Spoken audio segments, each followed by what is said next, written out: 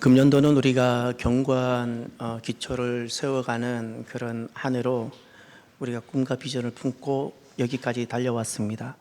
우리가 견고한 기초에서 우리가 품고 있는 그 기초는 네 가지입니다. 첫 번째는 믿음, 두 번째는 예배, 세 번째는 사역, 네 번째는 공동체. 견고한 믿음, 견고한 예배, 견고한 사역, 견고한 공동체, 이런 우리가 네 가지 가치를 가지고 금년에 우리는 달려가고 있습니다. 오늘은 우리가 예배에 대한 말씀입니다. 예배에 대한 말씀을 알기 위하여 우리가 먼저 영적 성장에 대한 부분을 좀 알 필요가 있습니다. 이거 화면, 영적 성장 과정을 이해하려면 예배를 알려면 영적 성장 과정이 좀 필요합니다. 영적 성장 과정을 알기 위해서는 그 인간 발달 이론, 인간은 어떻게 성장하고 발달하는지를 알면 참고가 됩니다. 에릭슨이라는 심리학자가 인간 발달을 8단계로 우리가 나누어 둔 것을 잘 알고 있을 겁니다. 에릭슨이 8단계로 인간 발달을 나누었는데, 첫 번째가 영악입니다. 1세까지, 1세. 그리고 유아기 3세까지. 그리고 유치기 7세까지. 그리고 아동기 13세까지. 그리고 청소년기가 이제 마지막 10대까지가 됩니다.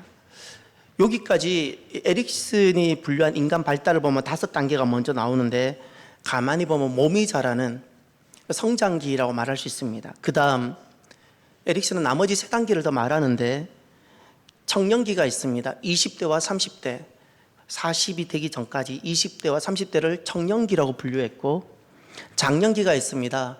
40대, 50대, 60대 중반, 그냥 60대까지로 말하면 될 것 같습니다.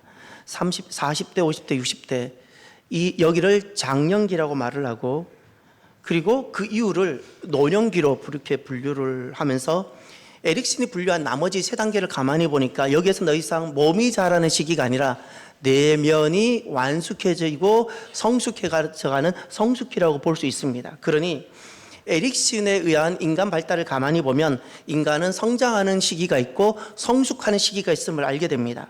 그런데 성장하는 시기의 마지막 단계가 청소년기고 성숙의 마지막 단계가 노년기인데, 성장의 시기에서 마지막 청소년기가 무엇으로 청소년기가 완성이 되냐면 자아 정체성입니다. 자아 정체성. 영아기 때 부모와의 특별한 애착의 관계, 이를 통해서 신뢰감이 형성되고, 유아기를 통해서 부모를 통해서 기본 생활 습관을 학습하고, 그리고 유치기를 통해서 처음으로 사회성, 나 말고 다른 사람이 있다는 걸 알고 함께 살아가야 된다는 사회성과 규칙을 학습하고, 아동기를 통해서 이제 지식을 배워가고, 그리고 내가 원하는 것만 하는 것이 아니라 원하지 않을지라도 지속해야 한다는 훈련을 받아가고, 그리고 이런 과정을 거쳐서 청소년기가 오면 자아 정체성을 갖게 된다, 확립하게 된다고 이야기합니다. 자아 정체성이란 이런 겁니다. 3가지 질문에 대한 답을 할 수 있다면 자아 정체성이 확립된 겁니다. 나는 누구인가? 나는 무엇을 할 것인가? 나는 어떻게 살 것인가? 이 3가지 질문에 답을 할 수 있다면 나는 자아 정체성을 가지고 있는 사람입니다. 나는 누구인가라는 것은 이렇게 질문 바꾸면 됩니다. 나는 어떤 사람일까? 나는 어떤 세계관을 가지고 있고 어떤 가치관을 갖고 있는가, 어떤 사람인가라는 거예요. 나는 무엇을 소중하게 여기는 사람인지에 따라 자기가 달라집니다. 나는 어떤 세계를 살아가고 있는가에 따라 자기가 달라집니다. 또 나는 무엇을 할 것인가는 무엇을 하면 살 것인가라는 것은 이렇게 질문을 바꿔보면 됩니다. 나는 어떤 역할을 하며 살아야 되지? 나는 어떤 역할을 해야 될까? 가정에서든 교회에서든 세상에서든 나의 역할은 무엇일까? 이 질문입니다. 또 나는 어떻게 살 것인가? 이것은 앞으로 나는 어떤 사람이 되어야 될까? 삶의 목표입니다. 사람이 자아 정체성이 확립되지 아니하면 어떤 일이 일어나는가 하면 역할이 혼란이 일어나게 됩니다. 대표적으로 역할이 혼란이 일어나고 있는 모습들이 5가지인데, 낮은 자존감, 자기를 자꾸 가치 없는 존재로 비하하거나 자기 자신 확신에 대해서 부재가 있습니다. 또 사회적 관계에 어려움이 생깁니다. 이 사회적 관계, 사회적인 거죠. 나와 너와의 관계, 대인관계나 집단에 있어서 적응하기 어려워합니다. 또 정서적 불안정이 있습니다. 정서적 불안정이라는 것은 대표적으로 우울증과 무력감입니다. 그냥 무력감. 내가 왜 살아야 되는지 잘 모르겠는 겁니다. 그냥 남들이 따라가니까 따라가는 겁니다. 4번째, 학업에 문제가 생깁니다. 학습 동기가 일어나지 않고 집중력이 저하됩니다.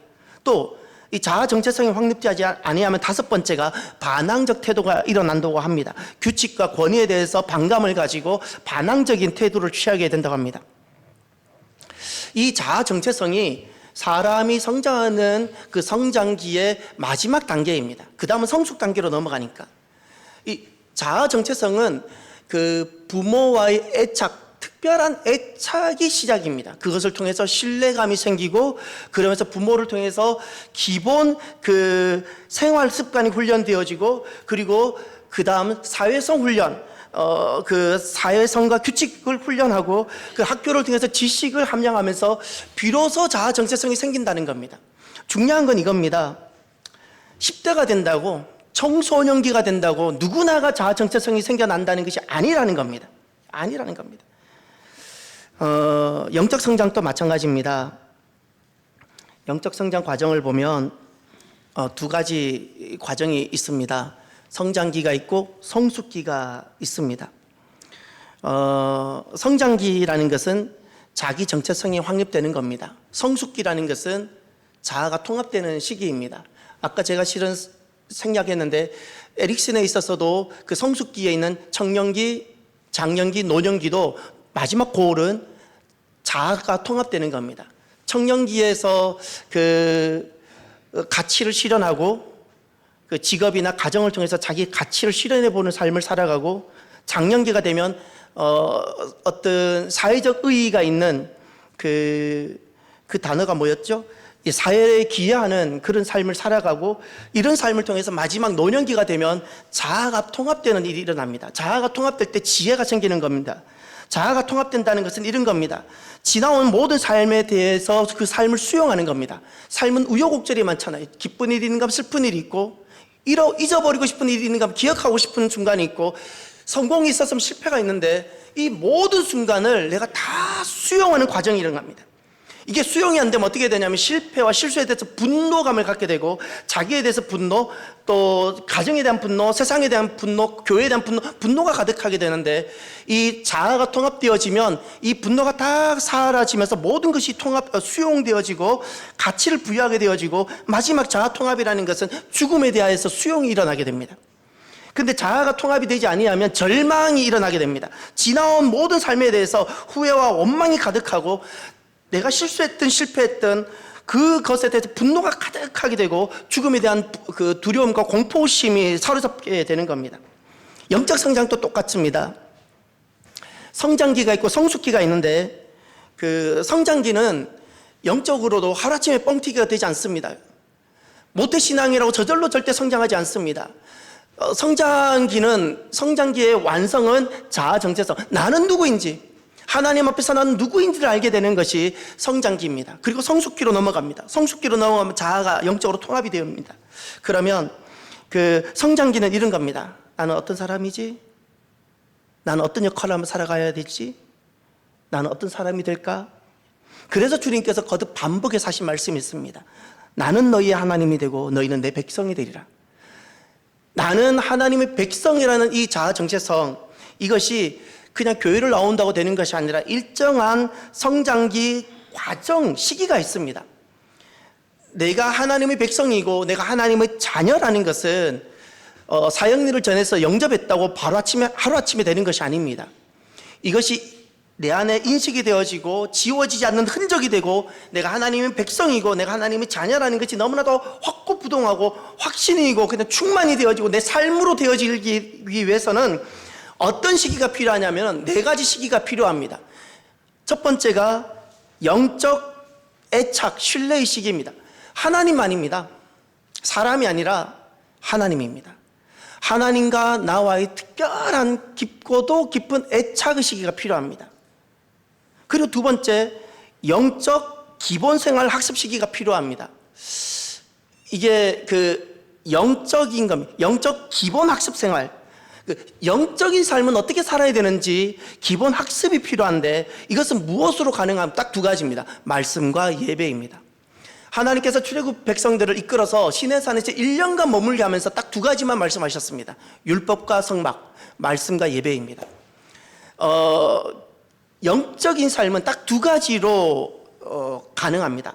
예배의 삶과 예배의 삶이, 말씀의 삶과 예배의 삶입니다. 이것이 기본 생활입니다. 영적인 기본 생활. 이것을 학습하는 시기가 필요합니다.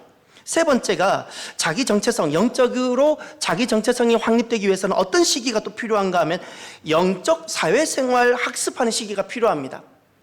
신앙생활은 하나님과 나와의 개인적인 관계지만 성장하기 위해서는 반드시 영적 사회성이 필요합니다. 영적 사회성을 학습하는 시기가 바로 교회입니다. 예수님께서는 제자들을 부르시고 부활하신 다음에 그들을 교회 되게 하셨어요. 제자들을 세상에 그냥 흩어버리시지 않으셨고 이 제자들을 교회로 불러 모으셨어요. 영적으로 내가 이런 사회성을 어디서 훈련하고 배우게 되는가? 교회입니다. 교회. 그래서 교회를 떠나서는 하나님을 알 것 같지만 실은 믿음은 성장하지 않습니다.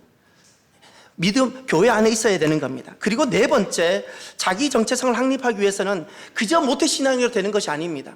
교회를 출석한다고 되는 것이 아닙니다. 그냥 모호합니다. 그때는. 그런데 이런 과정을 거쳤다가 네 번째는 어떤 단계가 필요한가? 영적 지식 함량 학습 시기가 필요합니다. 지식을 함량해야 합니다.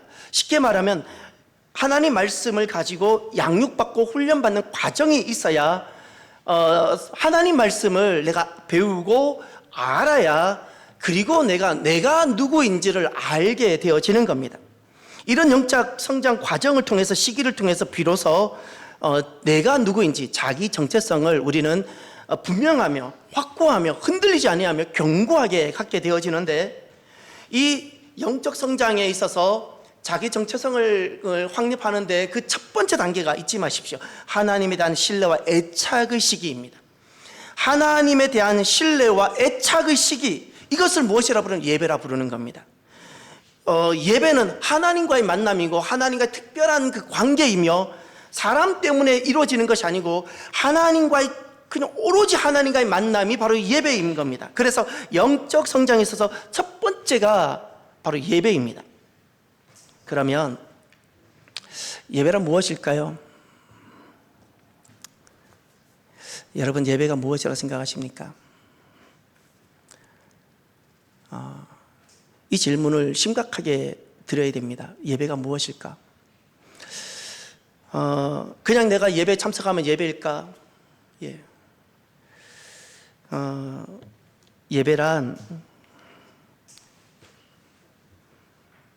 하나님께 돌아오는 단 하나의 길입니다. 오늘 본문에 보면 그 성경 최초의 예배가 언급되고 있습니다. 최초 예배입니다. 3절은 가인의 예배이고 4절은 아벨의 예배입니다. 거기 제물이란 단어가 등장합니다. 성경에 처음으로 예배가 등장합니다. 그런데 예배가 언제 등장하냐면 타락 이후에 등장합니다. 타락 이전에는 예배가 등장하지 않습니다. 에덴 동산에서는 예배가 등장하지 않습니다. 왜냐하면 삶의 모든 순간이 하나님과 동행하는 순간이며 삶이고 하나님을 만나며 뵙고 하나님 낯을 피하지 아니하며 하나님과 늘 함께하는 삶이 온통 하나님을 배우는 예배였기 때문에 더 이상 희생제사가 필요 없었습니다. 그냥 하나님과 그냥 함께하는 것이었기 때문에, 모든 호흡하는 순간이 하나님과 함께하는 거였기 때문에. 그런데 타락 이후입니다. 에덴을 떠났습니다. 하나님을 떠났습니다. 범죄한 인간이 되었습니다. 하나님을 떠나고 나서 하나님께 돌아올 방법이 없습니다. 그래서 하나님께서 하나님을 떠난 인간들이 하나님께 돌아올 수 있는 길을 하나님께서 스스로 마련해 주신 것이 있었는데, 그것이 희생제사를 통한 예배였어요. 이것은 하나님께서 하나님을 떠난 인간들에게 다시 하나님께 돌아올 수 있는 길을 스스로 내셨던 겁니다. 희생제사라는 것은 그냥 종교적인 어떤 행태가 아니라 하나님께 돌아옴입니다. 희생제사의 가장 중요한 개념은 그겁니다. 희생제사라는 것은 무엇을 희생시켜서 드리는 예배라는 뜻입니다. 그건 대속의 의미입니다. 저가 죽고 내가 주님께 돌아가서 살게 된다는 뜻입니다. 저가 죽고 내가 사는 겁니다. 그래서 주님께서 제일 먼저 가죽옷을 지어 아담과 하와에게 입혀주셨습니다. 범죄한 아담과 하와에게 가죽옷을 지어 입혀주셨어요. 가죽옷은 땅 파면 나오는 것 아닙니다. 어떤 짐승이었는지 모르겠지만 주님께서는 어떤 짐승을 희생시켜서 아담과 하와에게 그들의 부끄러움과 죄를 가려주셨어요. 그리고 레위기에 나오는 5대 제사들이 있습니다. 이것은 다 희생제사를 뜻하는 겁니다. 희생을 시키고 내가 주님 앞에 나아가 살게 되는 겁니다. 그리고 이 모든 가죽옷과 레위기에 있는 5대 제사, 이 모든 것은 예수 그리스도를 예표하는 겁니다. 십자가는 예수 그리스도, 예수님이 우리를 위해서 희생제사가, 희생제물이 되어 주셨던 순간인 겁니다. 이 모든 것이 바로 대속입니다. 대속. 그래서 희생제사라는 것은 대속을 통해서 주님 앞에 돌아오다라는 뜻입니다. 우리가 이런 질문을 이제 해볼 수 있습니다. 예수님을 제외해서는 어떤 희생제물도 완전한 희생제물이 없었습니다. 불완전한 희생제물로 과연 하나님께 돌아올 수 있을까? 우리가 드리는 예배가 완전하지 않고 우리 교회가 완전하지 않는데 하나님은 이것을 예배로 받아주실까? 우리가 이런 질문을 드려보죠. 가능하면 완전한 교회를 찾고 완전한 예배를 찾고 싶은데 우리가 드리는 예배가 시원찮아 보이는데 과연 예배가 될까? 이 땅에는 어디에도 완전한 그 제물을 찾아볼 수 없습니다. 불완전합니다. 불완전한 희생 제물이지만 하나님께서는 그것을 예배로 완전함으로 받아주십니다. 불완전한 사람들이 모였습니다. 불완전한 목사가 인도하는 예배입니다. 불완전한 재직들이 섬기는 예배입니다. 불완전한 사람들이 모임입니다. 불완전한 교회입니다. 그들이 드리는 예배입니다. 결코 완전할 수 없습니다. 그런데 하나님은 그것을 완전한 예배로, 완전함으로 받아주십니다. 언제 우리가 예배가 참되게 되는가? 우리의 완전함이 아닙니다. 우리는 결코 완전할 수 없고 우리는 결코 완전한 예배를 꾸며낼 수 없습니다. 하나님의 은혜가 우리의 예배를 예배되게 합니다. 하나님의 은혜입니다. 그래서 우리의 불완전함이 있을지라도 다 옳은 말씀입니다. 그럼에도 불구하고 하나님은 우리의 예배를 받으십니다. 거듭난 사람들의 특징이 있습니다. 부모님에 의해서 한번 태어나고 나서 성령님에 의해서 한 번 더 태어나는 것을 거듭나다, 두 번째 태어나다라고 말합니다. 거듭남은 실제로 존재하고 실제 있습니다. 성령님에서 정말 태어납니다. 거듭난 자들은 어떤 삶의 특징이 있는가 하면 예배가 시작됩니다. 신앙의 회복과 같은 동격의 단어가 있습니다. 신앙의 회복과 예배 회복입니다. 신앙이 회복돼요? 아무도 말하지 않았는데 예배가 회복됩니다. 그렇게 예배를 가져 손을 끌어도 가지 않던 사람이 주님을 만나고 거듭나면 자발적으로 예배를 갑니다. 저희 아버지, 저희 어머니께서 17년을 기도하셨어요. 17년을 새벽마다 17년을 저희 어머니는 이렇게 기도하셨어요. 아버지 이름을 누구 늘 이 누구 아버지 아들 이렇게 늘 하면서 17년을 새벽마다 기도하시고요. 그 세상에 좋으셨던 아버지가 하나님 강권적으로 쉬시고 기적같이 그 병원에서 회복되고 그리고 새벽 예배부터 저절로 나오셨어요. 사람은요 주님을 만나면 아무도 가르치지 않아도 하나 시작되는 것이 있습니다. 예배입니다. 예배라는 것은 하나님을 찾는 행동입니다. 하나님을 찾는 행동이 우리에겐 예배로 나타나는 겁니다. 예배는 종교적인 어떤 행위가 아닙니다. 하나님을 찾음입니다. 그래서 거듭난 사람들에게 있어서는 목숨처럼 소중하게 생기는 것이 하나 있습니다. 예배입니다.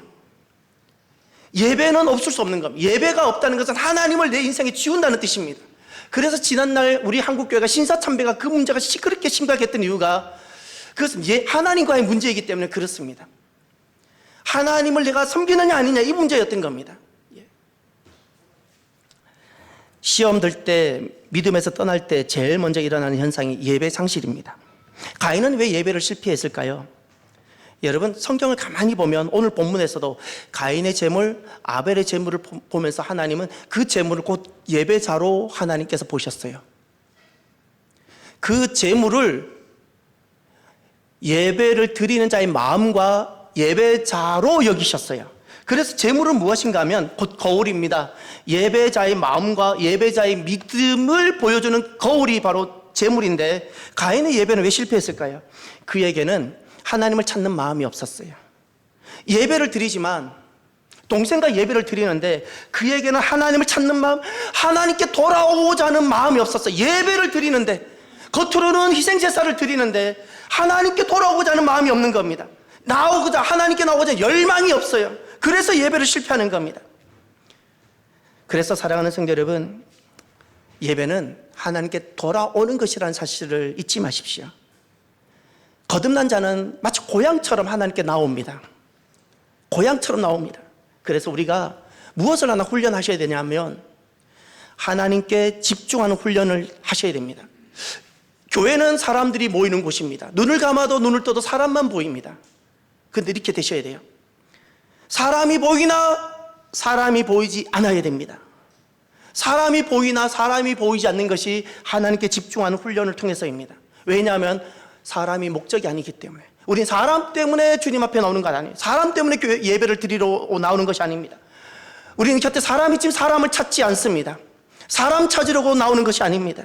우리의 그 모든 예배나 우리의 신앙은 사람에 의해서 영향은 받을 수 있지만 그 사람에 의해서 결정되지 않습니다. 왜냐하면 우리의 예배의 목표가 사람에게 있지 않았기 때문에 그렇습니다.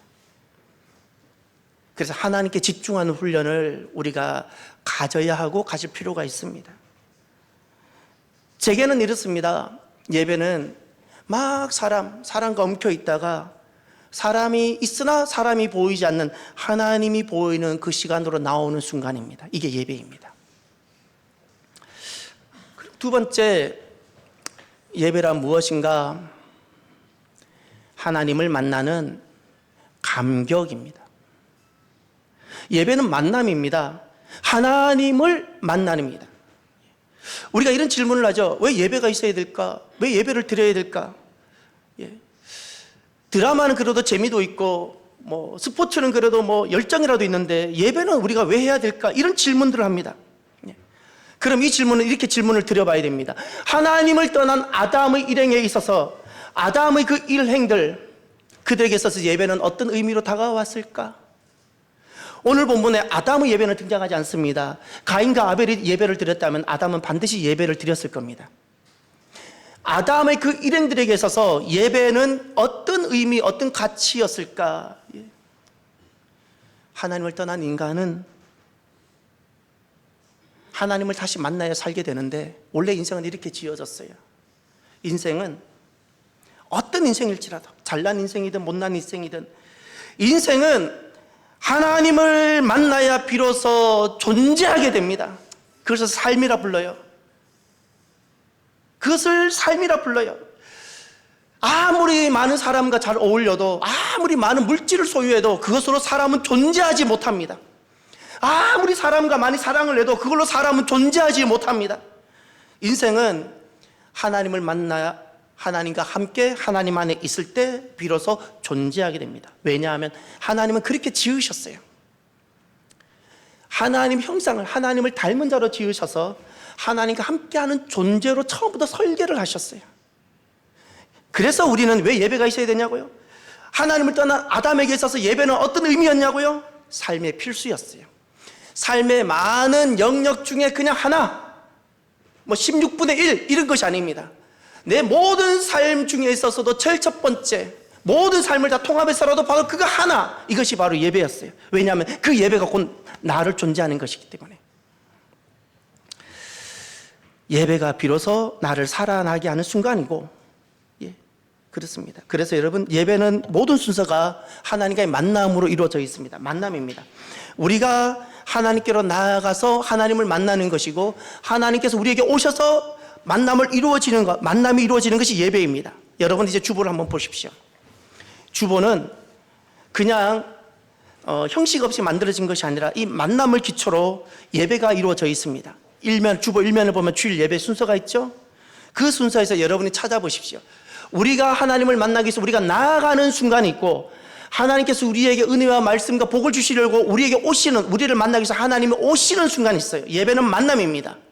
이 만남을 두고 우리가 예배를 드리는 겁니다. 먼저 여러분 이 주보 순서를 보고 우리 참사랑 교회 예배, 여러분의 목사가 수많은 교회를 거치면서 수많은 교회에서 목회를 하면서 무엇이 진짜 참된 예배인가 고민하고 아파하고 어릴 때부터 교회를 사랑했던 자가 신학을 통해서 정말 예배다운 예배를 드리고자 몸부림치다가 만들어 놓은 것이 이 예배예요. 정말 몸부림치면서 형식적인 예배가 아니라 정말 예배다운 예배를 드리려고 몸부림치면서 만들어낸 거예요. 여기서 여러분 하나님께서 우리에게 오시는 만남이 어떤 것이 있나 찾아보십시오. 예배로 부름입니다. 하나님이 부르시는 거예요. 우리를 예배의 자리, 예배로 부름. 두 번째 찾아보십시오. 성경 봉독입니다. 성경 봉독은 그저 성경 경전을 하나 읽는 것이 아닙니다. 주님께서 우리 영혼에 말씀을 선포해 주시는 순간입니다. 그래서 원래 초대교회 때는 성경 봉독할 때 다 자리에서 일어나야 돼요.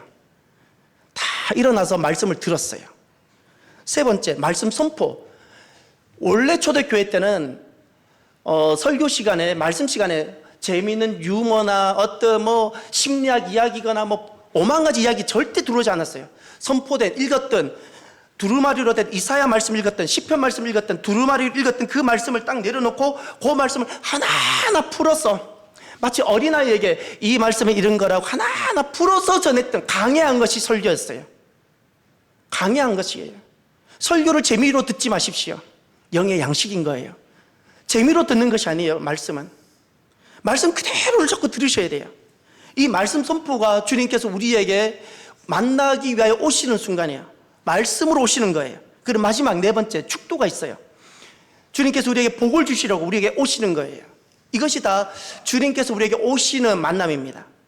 그리고 나머지 우리가 예배로 나아감, 또 신앙 고백과 기쁨으로 찬양, 기도와 찬양, 또 우리가 하나님께 나아감, 또 성경 봉독과 말씀 선포로 주님께서 우리에게 오시고 나면 우리는 봉헌으로 내 삶을 다 드리는 것으로 하나님께 또 나아감.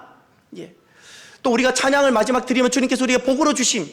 이렇게 예배는 우리도 나아가고 주님께서도 나오시고 주님이 오시면 또 우리도 나아가고 이렇게 만남입니다. 이것이 예배입니다. 예배는 만남입니다. 하나님을 만나는 것입니다. 그런데 이 예배에는 하나 특징이 있습니다. 이 만남에는 하나님을 만나는 이 예배에는 불완전한 우리를 완전하게 합니다.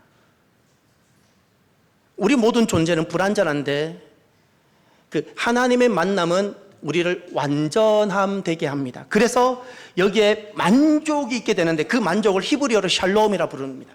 샬롬을 번역하면 평강이라 그러지만 단순히 평강이 아닙니다. 완전한 상태를 뜻합니다. 완전함의 상태를 샬롬이라 부르는 겁니다. 그 완전함의 상태이기 때문에 질병이 없고 전쟁이 없으니까 오늘날 번역은 평화라 번역하지만 샬롬이라는 본질적인 의미는 완전함의 가치입니다. 완전함. 언제 이 완전함, 샬롬을 누리나요? 인생이 하나님을 만날 때, 할렐루야. 비로소 우리의 모든 결핍, 우리의 모든 목마름, 우리의 모든 갈증, 우리의 모든 부족이 해결되어지는 겁니다. 가인은 왜 실패했을까요? 가인은 왜 예배를 실패했을까요? 그의 인생에 있어서 하나님을 만나고자 하는 것이 안중에도 없었던 사람, 수많은 사람을 만나고 싶고 수많은 어떤 삶의 목적은 있었지만 그는 하나님을 만나야 될 이유를 갖지 못한 채 하나님을 만나고픈 열망이 1도 없이 살았던 사람, 그러면서도 예배 형태를 가졌던 사람. 그래서 그의 예배는 형식적이고 그 예배는 종교적이었던 거예요. 그래서 실패했던 겁니다. 여러분의 예배는 어떠한가요? 여러분에게 있어서 하나님에 대한 열망과 하나님을 만나야 될 이유가 있으신가요? 세 번째, 예배란 무엇인가? 한번 같이 읽어볼까요? 하나님께 최고의 가치를 드리는 경배입니다. 예배의 대상이 하나님이시고요, 그분께 최고의 가치를 드림이고요, 그것도 경배로 드리는 겁니다. 어떻게 드리면 최고일까요? 또 무엇을 드리면 최고일까요? 이 질문을 역으로 바꾸어서 하나님의 관점에서 질문을 만들어 보면 이런 겁니다. 하나님께서는 언제 무엇을 우리가 드리는 것을 최고로 여겨주실까?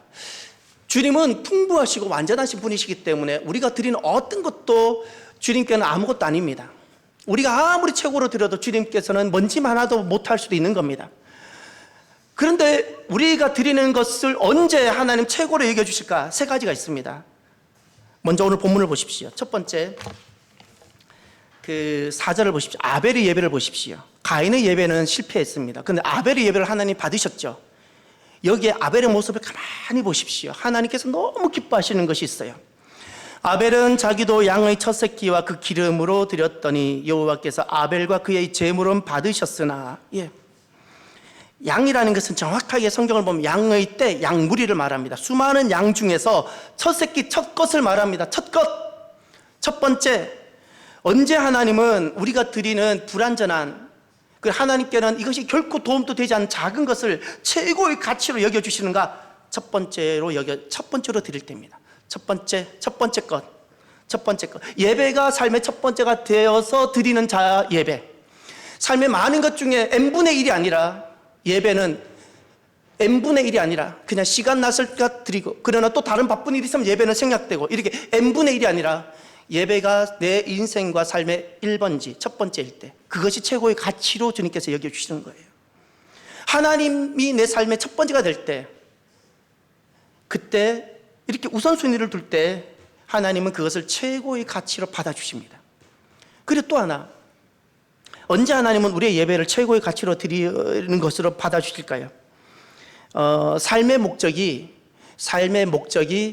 행복, 번영, 건강, 무병장수가 아니라 삶의 목적이 하나님께 있을 때, 하나님의 영광일 때, 그가 좀 가난하든 그가 좀 나이가 많든 어떤 상황에서도 그의 삶의 목표가 하나님의 영광일 때, 그가 드리는 예배의 목적이 하나님의 영광일 때, 사람 때문에 모이는 것이 아니라 다른 이유 때문에 나오는 것이 아니라, 그럴 때 하나님은 그의 예배를 최고의 가치로 여겨주시는 겁니다. 세 번째, 우리가 드리는 예배를 하나님께서는 언제 최고의 가치로 드리는 것으로 여겨주실까? 태도인데, 예배자의 태도입니다. 그것이 복종입니다. 복종. 경배라는 단어가 있죠. 하나님께 최고의 가치를 드리는 경배이다라고 그랬죠. 이 경배라는 단어는 무릎을 꿇다라는 단어입니다.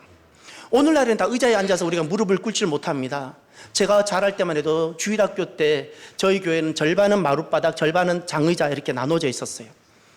장의자에 앉는 사람은 그냥 의자에 앉았지만, 여기 앞에 나오는 사람들은 찬양할 때도 무릎 꿇고 찬양하는 사람들도 많았고, 예배 내내 무릎 꿇는 사람들도 있었고, 중요한 건 기도할 때는 반드시 모두가 무릎을 꿇었어요. 모두가 무릎을 꿇었어요.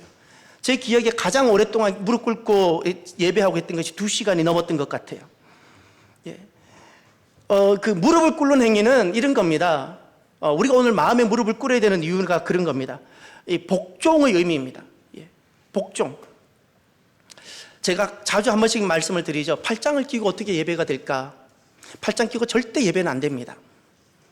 팔짱을 끼고 복종이 될까요? 불가능합니다. 다리를 꼬고 예배를 절대 불가능합니다. 다리를 꼰 상태에서 어떻게 내가 복종이 가능할까요? 불가능합니다. 예물이 예배자의 모습인 것처럼 예배자의 태도가 예배자의 바로 거울입니다. 언제 하나님은 최고의 가치를 드리는 것으로 여겨주실까요? 예배자의 그 태도가 마음의 복종일 때입니다. 그럴 때 하나님은 그 예배를 최고의 가치로 드리는 예배로 받아주시는 겁니다. 가인은 왜 예배를 실패했을까요? 가인은 하나님이 그의 인생의 첫 번째가 아니었어요. 예배가 그의 인생의 첫 번째, 삶의 우선순위가 아니었어요. 그냥 n분의 1이었어요. 예배가 n분의 1. 그의 삶의 목적도 하나님이 아니었어요. 그는 하나님을 알지만 하나님께 복종은 하진 않습니다. 내가 원하는 대로 살아가려고 해요. 그래서 가인은 예배를 실패합니다. 계시록을 보면 천국에 또 완성된 예배가 나옵니다. 지금 우리는 다 불완전한 예배를 하나님께서 예배로 받아주시는 예배이고, 계시록에 보면 완전한 예배가 나옵니다. 거기 딱 세 가지가 나타납니다. 첫 번째, 하나님이 첫 번째가 딱 됩니다. 하나님이 왕이 되시고, 천국에 있는 모든 천국 백성들은 하나님을 첫 번째로 1번으로 왕으로 다 섬기는 예배를 드립니다. 아무도 여기에 이의제기를 하지 않습니다. 기뻐서 드립니다. 그리고 두 번째, 천국에 있는 천국 예배가 나오는데, 거기에는 그들의 천국에 있는 백성들의 목적입니다. 하나님께 영광입니다. 오직 하나님께 영광. 하나님께만 기쁨을 드리는 겁니다. 세 번째, 천국에 있는 예배자들의 모습을 보십시오. 천사든 누구든 구원받은 자들이든 순교자들이든 누구든 다 엎드려 복종하고 있습니다. 다 무릎 꿇고 엎드려. 이게 예배자의 모습입니다. 제게 있어서 가장 아름다운 예배의 장면이 있습니다. 사도 바울 2차 감옥 투옥됐을 때 1차 감옥은 가택연금입니다. 밥 문 밖을 출입하지 못했지 잠을 자거나 생활하는 자체가 당장은 불편하진 않습니다. 근데 2차 감옥은 다릅니다. 2차 감옥은 햇볕이 들어오지 않는 칙칙하고 벌레가 지나가도 벌레가 잘 보이지 않는 깜깜한, 그러나 축축한, 그냥 가만히 있어도 저절로 병들 수밖에 없는 그곳에서 사도 바울은 곧 순교를 당하게 됩니다. 그것을 본인이 압니다. 내가 관제로 부어질 것이라는 것을 본인이 압니다. 근데 그 옥중에서, 그 칙칙한 햇빛이 들어오지 않는 그곳에서 그는 하나님을 그곳에서도 첫 번째로 여깁니다. 내가 살고자 하는 것이 첫 번째가 아니라 그곳에서도 그냥 하나님이 첫 번째입니다.